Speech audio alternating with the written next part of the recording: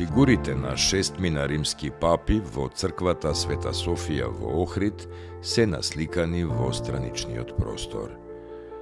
Со нив се одразува односот меѓу Цариградската и Римската црква во 1054 година.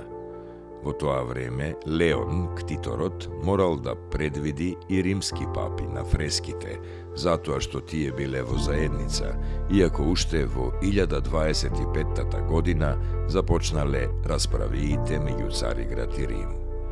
Се знаат четворица од нив: Клемент, Грегорий, Силвестер и Леон.